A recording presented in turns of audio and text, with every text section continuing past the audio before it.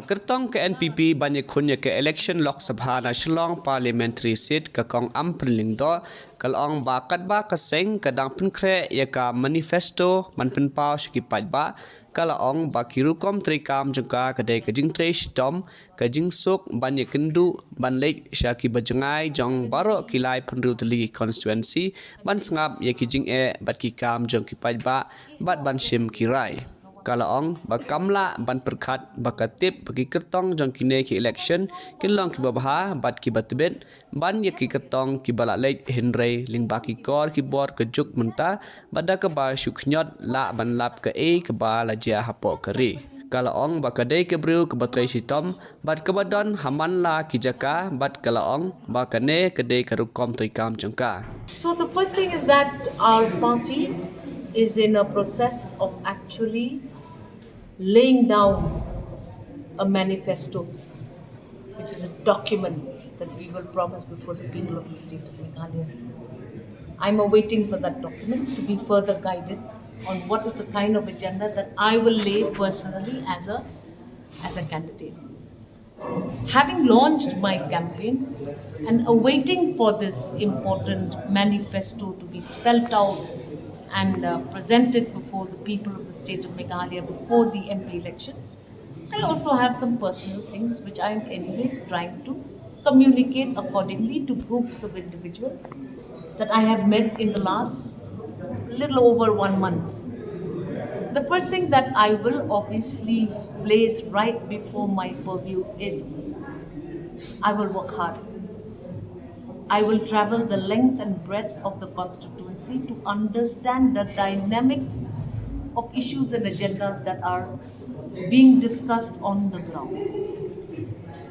On the developmental front, what are the things that are urgently required in all the 36 constituencies? Because I will have to have a schedule of work. What will I do if I am voted to office of MP? I'm understanding all of that. That also I am making notes everywhere I'm going. The third thing personally is to ensure that I will be able to unify voters of one Shillong parliamentary seat. The percentage of votes that I may poll, the vote share that our party will receive are important indicators of unity, whether or not we've been able to communicate efficiently to the people of the state of Meghalaya in our part of one Shillong parliamentary seat. And definitely in most areas that I have gone this far, I have visited about 10 blocks.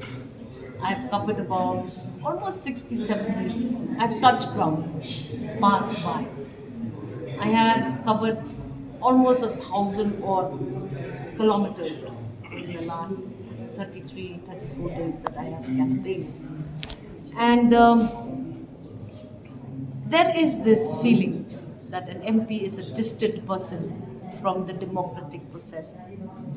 So I want to dispel this myth and show the people at the very beginning that I will travel, I will stay nights in your villages, I will understand the dynamics of your needs and requirements.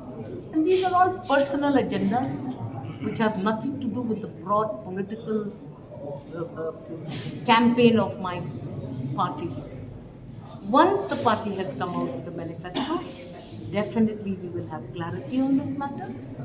I cannot operate outside of party high command. Fortunately, this high command is located within my own state. I won't have to go anywhere else to discuss a manifesto or an item in the manifesto which is not relevant to my state.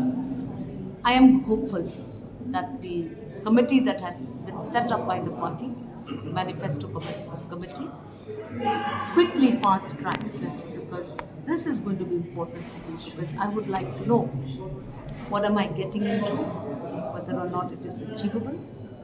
I need to give myself a timeline. I have to start functioning like an MP who is available, who is there, who is seen, who is heard. And in so many years where state has constantly been under fire, the presence of an MP becomes that much more important. And if the MP is a member of the ruling dispensation, it becomes simpler for the people to communicate accordingly.